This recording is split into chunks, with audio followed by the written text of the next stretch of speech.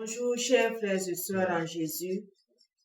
Aujourd'hui, je propose de lire avec moi l'Évangile selon Jean, chapitre 15, versets 15 à 27. Je rappelle que je lis la version d'Arby. Je ne vous appelle plus esclaves, car l'esclave ne sait pas ce que son maître fait, mais je vous ai appelés amis, parce que je vous ai fait connaître tout ce que j'ai eu de mon Père. Ce n'est pas vous qui m'avez choisi, mais c'est moi qui vous ai choisi et qui vous ai établi, afin que vous alliez et que vous portiez du fruit et que votre fruit demeure, afin que tout ce que vous demanderez au Père, à mon nom, il vous le donne. Je vous commande ces choses, c'est que vous vous aimiez les uns les autres. Si le monde vous hait, sachez qu'il m'a haï avant vous. Si vous étiez du monde, le monde aimerait ce qui serait sien. Mais parce que vous n'étiez pas du monde, mais que moi je vous ai choisi du monde, à cause de cela, le monde vous hait. Souvenez-vous de la parole que moi je vous ai dite. L'esclave n'est pas plus grand que son maître. S'ils m'ont persécuté, ils vous persécuteront aussi. S'ils ont gardé ma parole, ils garderont aussi la vôtre. Mais ils vous feront toutes ces choses à cause de mon nom, parce qu'ils ne connaissent pas celui qui m'a envoyé. Si je n'étais pas venu et que je ne leur eusse pas parlé, ils n'auraient pas eu de péché. Mais maintenant, ils n'ont pas de prétexte pour leur péché. Celui qui me hait est aussi mon Père. Si je n'avais pas fait parmi eux les œuvres qu'aucun autre n'a faites, ils n'auraient pas eu de péché. Mais maintenant, ils ont vu et haï moi et mon Père. Mais c'est enfin que fut accomplie la parole qui est écrite dans leur loi. Ils m'ont haï sans cause. Mais quand le Consolateur sera venu, lequel moi je vous enverrai auprès du Père, l'Esprit de vérité qui procède du Père, celui-là rendra témoignage de moi. Et vous aussi, vous rendez témoignage parce que dès le commencement, vous êtes avec moi. Que Dieu bénisse sa parole. Amen. Bonjour, chers amis, chers internautes, chers frères et sœurs en Jésus-Christ. Que le Seigneur vous bénisse et vous garde. Et nous bénissons encore le Seigneur pour l'occasion qu'il nous donne et de nous exhorter sur la base de sa parole. Le Seigneur bénisse sa parole. Et pour cela, je vous invite à ouvrir avec moi dans la Bible le livre d'Ésaïe, Ésaïe 55, à partir du verset 8. Car mes pensées ne sont pas vos pensées et vos voix ne sont pas mes voix, dit l'Éternel. Car comme les cieux sont élevés au-dessus de la terre, ainsi mes voix sont élevées au-dessus de vos voix et mes pensées au-dessus de vos pensées. Et je vais proposer encore un deuxième passage dans 1 Corinthiens 2, à partir du verset 14. 1 Corinthiens 2, 14. Or, l'homme animal ne reçoit pas les choses qui sont de l'Esprit de Dieu, car elles lui sont folies, et il ne peut les connaître parce que elles se discernent spirituellement. Mais celui qui est spirituel discerne toutes choses, mais lui n'est discerné par personne. Car qui a connu la pensée du Seigneur pour qu'ils l'instruisent. Mais nous avons la pensée de Christ. Amen. Gloire au Seigneur.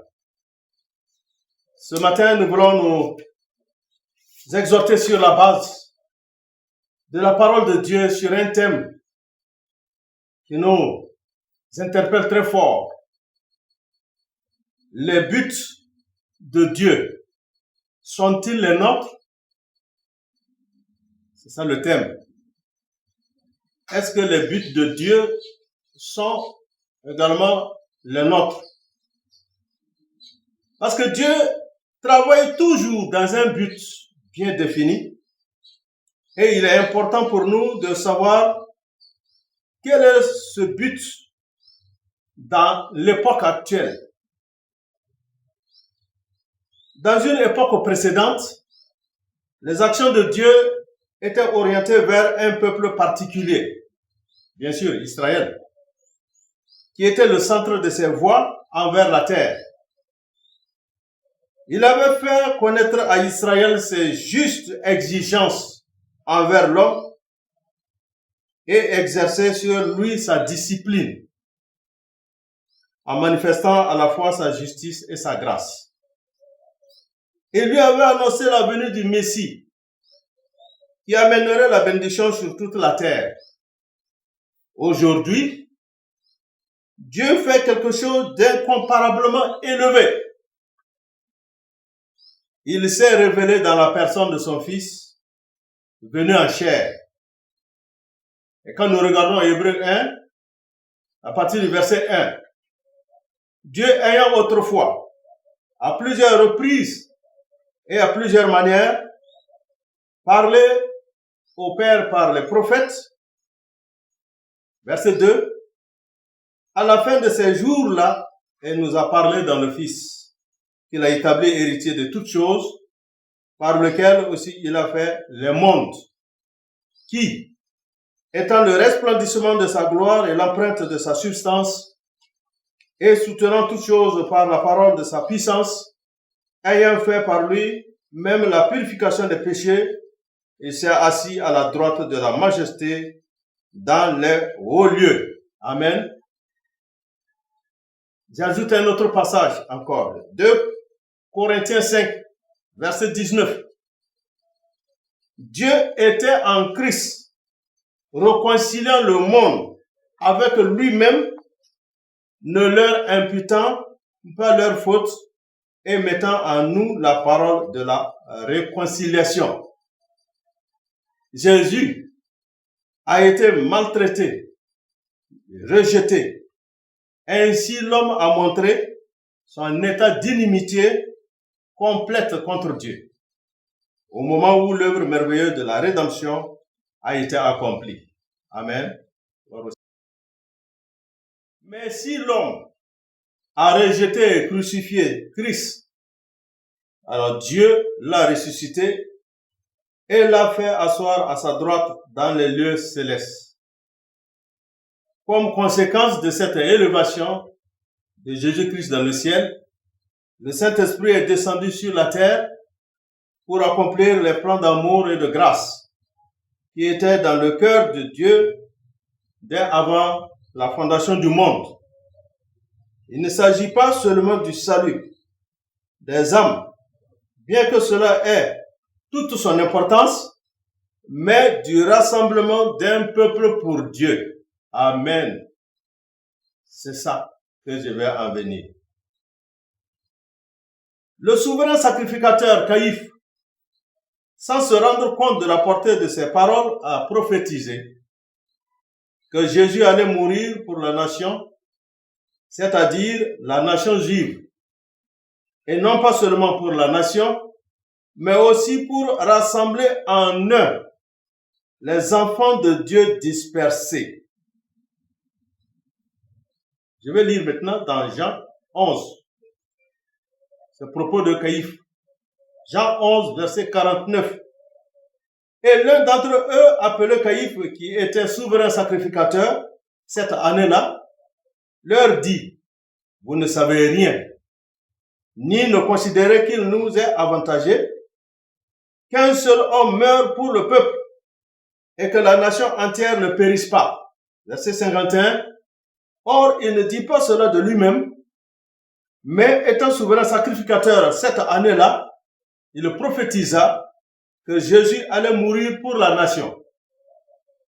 52. Et non pas seulement pour la nation, mais aussi pour rassembler en un les enfants de Dieu dispersés. Les buts de Dieu sont-ils les nôtres? Faut-il aussi en savoir? Dieu a des buts très bien précis. Mais est-ce que ces buts sont également pour les nôtres? Nous voyons ici que c'est vrai, il y a le salut des âmes, mais il y a un esprit de rassemblement ici. Ésaïe 43 continuera de dire, le verset 5, « Ne crains pas, car je suis avec toi. Je ferai venir du levant ta semence, et je te rassemblerai du couchant. » Ézéchiel en parlera également dans Ézéchiel 34, le verset 12. « Comme un berger prend soin de son troupeau, au jour où il est au milieu de ses brebis dispersées, ainsi je prendrai soin de mes brebis et je les sauverai de tous les lieux où elles ont été dispersées au jour de la nuit et de l'obscurité profonde. » Verset 6. « Je dirai au nord, donne, et au midi, ne retiens pas. Amène mes fils de loin et mes filles du bout de la terre.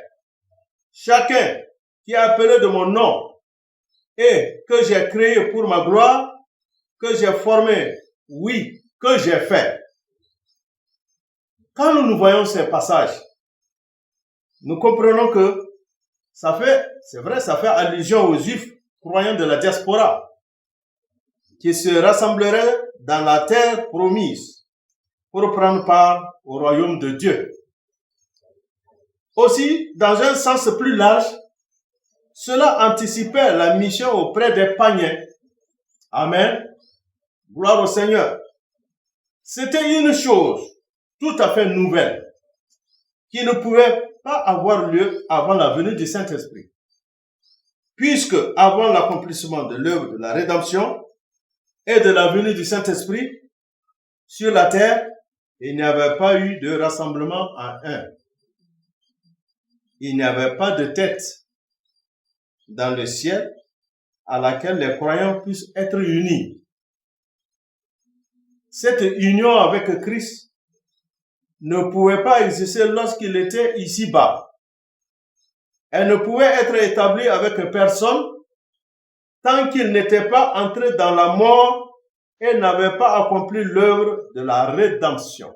Amen. Gloire au Seigneur. Jésus-Christ disait dans Jean 12, verset 24, « À moins que le grain de blé tombant en terre ne meure, il demeure seul. Mais s'il meurt, il porte beaucoup de fruits. » Dans Jean 12, 32, encore il est dit, Jésus, « Et moi, si je suis élevé de la terre, j'attirerai tous les hommes à moi-même. » Grâce à la mort de Christ en sacrifice et à sa résurrection, les Juifs et les païens furent réunis en un seul et même groupe, c'est-à-dire l'Église. Amen. Voyez un peu maintenant les buts de Dieu. Sont-ils également les nôtres? Maintenant, Jésus est dans le ciel, la tête, son corps, l'assemblée, est sur la terre. Dans Colossiens 1, 18, il est le chef du corps, de l'assemblée, lui qui est le commencement. Il est le premier-né d'entre les morts, afin qu'en toutes choses, il tienne, lui, la première place. Nous comprenons maintenant par l'Esprit qui est venu sur la terre. Tous ceux qui croient sont liés à lui en un seul corps. Tous les croyants qui croient en Jésus sont dans un seul corps et Jésus qui est la tête. 1 Corinthiens 12, verset 13. Car de même que le corps est un et qu'il a plusieurs membres, mais que tous les membres du corps, quoiqu'ils soient plusieurs, sont un seul corps. Ainsi aussi est le Christ. Verset 13. Car aussi nous avons tous été baptisés d'un seul esprit pour être un seul corps, soit juif, soit grec, soit esclave, soit homme libre.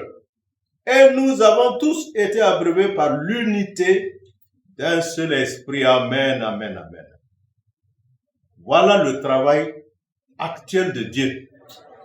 Pendant que son Fils est dans le ciel et que son esprit est sur la terre, à ce corps qui se forme ici-bas, le Seigneur fait des dons pour son édification et sa croissance. Dans Éphésiens 4, le verset 10, celui qui est descendu est le même que celui qui est aussi monté au-dessus de tous les cieux, afin qu'il remplisse toutes choses, et lui a donné les uns comme apôtres, les autres comme prophètes, les autres comme évangélistes, les autres comme pasteurs et docteurs, en vue du perfectionnement des saints pour l'œuvre du service, pour l'édification du corps de Christ, jusqu'à ce que nous parvenions tous à l'unité de la foi et de la connaissance du Fils de Dieu, à l'état d'homme fait, à la mesure de la stature de la plénitude de Christ. Comment l'apôtre Paul agissait-il? L'apôtre Paul était dans ce but-là. Il a compris ça. Nous le voyons, il s'est dépensé pour prêcher l'évangile. Il sentait vraiment sa responsabilité d'arracher les âmes à la mort éternelle. Mais son but final était de présenter tout homme parfait en Christ.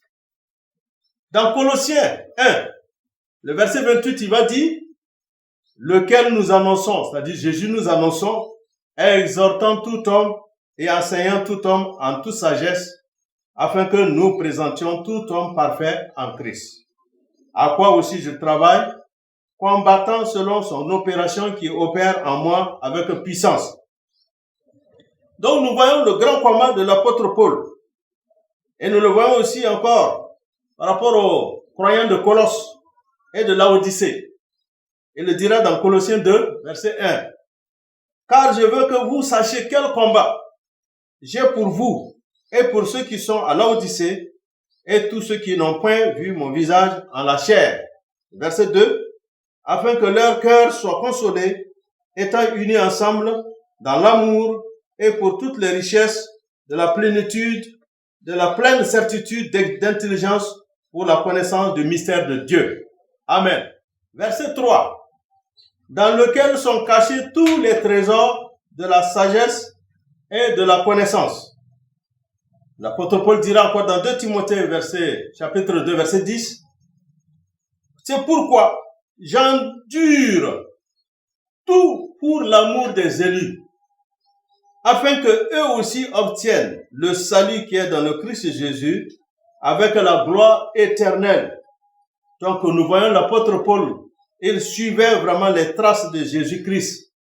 Dans Éphésiens 5, le verset 25, nous voyons dire, Jésus a aimé l'assemblée, il s'est livré lui-même pour elle.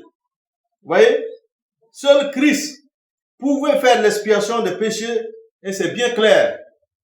Mais l'apôtre aimait l'assemblée et tout ce qui la composait d'un amour qui se sacrifiait lui-même. Il les portait sur son cœur devant Dieu. Il peut dire encore dans Colossiens 1, le verset 24, maintenant je me réjouis dans les souffrances pour vous et j'accomplis dans ma chair ce qui reste encore à souffrir, des afflictions du Christ pour son corps qui est l'assemblée. Il dira encore dans 2 Corinthiens 11, verset 28, outre ces choses exceptionnelles, il y a ce qui me tient assiégé tous les jours la sollicitude pour toutes les assemblées. Amen. Gloire au Seigneur. Et de même, Epaphras, qui est un croyant de l'église de Colosse, lui aussi combattait pour ses frères par des prières afin qu'ils demeurent parfaits et bien assurés dans toute la volonté de Dieu. Vous voyez, l'unité ici encore, le rassemblement. Là, c'est dans Colossiens 4, verset 12. Alors, il faut que les buts de Dieu soient aussi les nôtres, mais aussi faudra-t-il les connaître. C'est ça qui m'a fait dire depuis Ésaïe 55. Les pensées de Dieu ne sont pas nos pensées, ses voies ne sont pas nos voies. Et dit de même, l'Orient est éloigné de l'Occident, ainsi c'est éloigné. Et nous voyons l'apôtre Paul dit que nous avons la pensée de Christ. Il dit que, mais l'homme naturel, lui, ne peut pas avoir la pensée de Christ. Mais c'est l'homme spirituel. Et l'homme spirituel, c'est celui-là qui a accepté Jésus, qui est mort avec Jésus, qui est ressuscité avec Jésus, et qui est né de nouveau, et qui est rempli de son esprit, qui peut comprendre ça. Et il a les mêmes buts de Dieu. Et il se trouve dans le chemin de Dieu. Ainsi, ces fidèles serviteurs travaillaient en accord avec les buts de Dieu. Parce que si tu ne travailles pas dans la même ligne avec les buts de Dieu, tu es out, tu es dehors. C'est ça qui nous interpelle aujourd'hui. Bien-aimés frères et sœurs, ces gens, ils ne se consacraient pas seulement au salut des âmes, mais au rassemblement des croyants autour d'un centre divin. C'était ça l'objectif. C'est pas le salut des âmes seulement. C'est ça qui est très important, c'est vrai. Mais après que les âmes sont sauvées, il faut qu'ils soient rassemblés. L'unité. Alors, ils travaillaient au perfectionnement et à la croissance des membres du seul corps de Christ sur la terre. Bien sûr, les âmes doivent être amenées à Christ comme sauveurs avant qu'on puisse parler de leur perfectionnement. Dans Éphésiens 2, 11, c'est pourquoi souvenez-vous que vous autrefois, les nations dans la chair, qui étaient appelées à circoncision par ce qui est appelé la circoncision, faite de main dans la chair. Verset 12, vous étiez en ce temps-là sans Christ. Ça parle de nous. Sans Christ, sans droit de cité en Israël, et étrangers aux alliances de la promesse, n'ayant pas d'espérance et étant sans Dieu dans le monde. Et le verset 13, mais maintenant dans le Christ Jésus, vous qui étiez autrefois loin, vous avez été approchés par le sang de Christ. Amen. Gloire au Seigneur. Amen. Le verset 14. Car c'est lui qui est notre Père, qui des deux en a fait un et a détruit le mur mitoyen de clôture. Alléluia. Verset 15. Ayant aboli dans sa chair l'inimitié, la loi des commandements qui consiste en ordonnance, afin qu'il créât les deux en lui-même pour être un seul homme nouveau en faisant la paix. Et qu'il les réconcilia tous les deux en un seul corps à Dieu par la croix, ayant tué par elle l'inimitié. Verset 17. Et il est venu et a annoncé la bonne nouvelle de la paix, et à vous qui étiez loin, et la bonne nouvelle de la paix à ceux qui étaient près. Car par lui, nous avons les uns les autres accès auprès du Père par un seul esprit. Éphésiens 1, verset 21. Il a fait asseoir à sa droite dans les lieux célestes, au-dessus de toute principauté et autorité et puissance et domination, et de tout nom qui se nomme, non seulement dans ce siècle, mais aussi dans celui qui est à venir. Et il a assujetti toutes choses sous ses pieds et l'a donné pour être chef sur toutes choses à l'Assemblée, qui est son corps, la plénitude de celui qui remplit tout en tous. Amen. Gloire au Seigneur. Nous voyons la pensée de Dieu, nous voyons le but de Dieu ici. C'est de rassembler tout le monde en un seul. Pensons-y, bien-aimés, frères et sœurs. Les buts de Dieu sont-ils les nôtres? Il faut être spirituel pour vraiment comprendre ça. L'homme animal ne peut même pas comprendre ça. Mais pour nous que le Seigneur a éclairé, il nous a rapprochés de lui. Maintenant, nous sommes tous rapprochés de Dieu par Jésus-Christ au travers de la croix. Tout a été réglé à la croix. Juifs, Grecs, esclaves, barbares, tout. Nous avons un seul corps. Nous sommes dans un seul corps. L'assemblée de Jésus-Christ. Nous le voyons dire dans Matthieu, Matthieu 16. Je bâtirai mon assemblée. La seule assemblée sur la terre. L'église. Il n'y a qu'une seule église. L'église de Jésus-Christ. Les portes de séjour ne prévaudront point contre elle. Et c'est lui qui est la tête de ce corps-là. C'est Jésus qui est la tête. C'est pas quelqu'un qui est patron de cette église. C'est lui seul. Et la tête se trouve dans le ciel. Et le Saint-Esprit est là sur la terre, en train de perfectionner, en train de former ce corps-là. C'est pourquoi la Bible dit que nous sommes tous baptisés en un seul esprit, pour former ce corps merveilleux et mystérieux, afin que l'apôtre Paul l'a dit également, pour la présenter à Jésus comme une épouse sans tache, ni ride, propre, bien préparée. La seule unité, le seul corps qui répondra devant la tête, Jésus-Christ.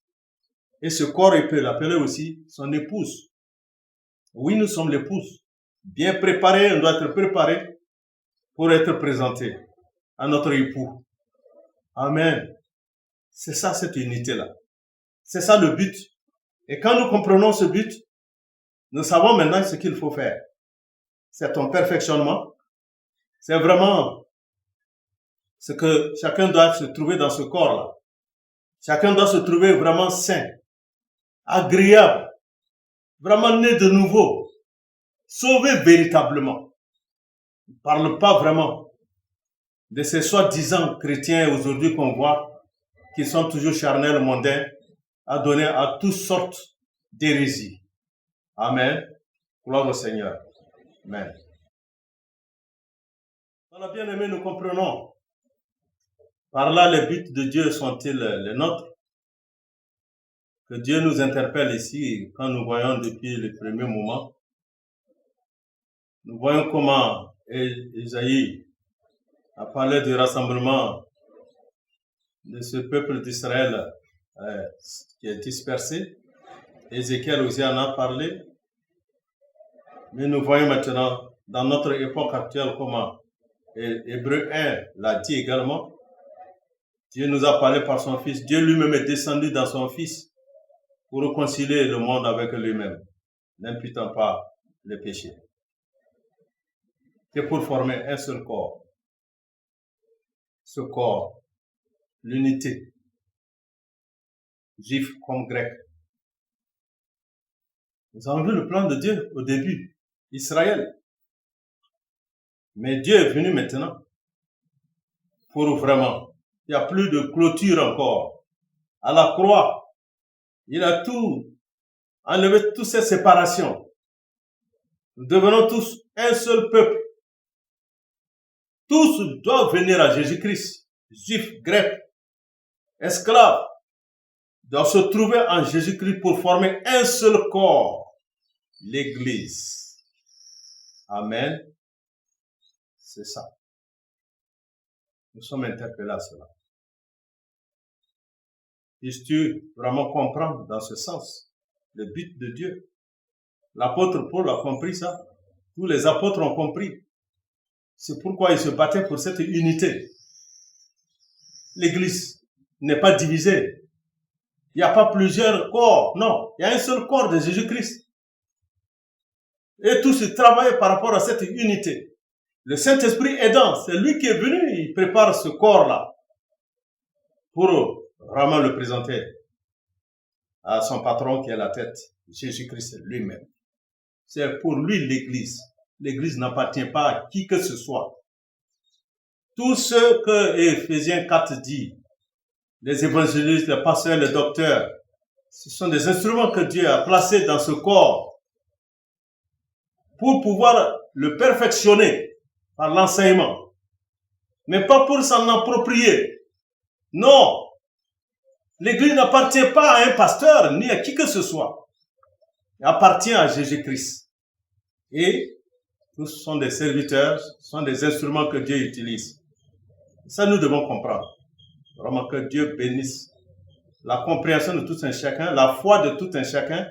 Le but, trouvons-nous très simplement, humblement, dans ce corps et travaillant à l'unité. Travaillons à l'unité. C'est quand Jésus viendra et te trouver dans ce travail d'unité, dans ce combat, comme l'apôtre Paul le dit, alors c'est là qu'il va te récompenser. Amen. Voilà, je veux vraiment exhorter tout un chacun par rapport à ce passage. Hein? Les buts de Dieu sont-ils les nôtres?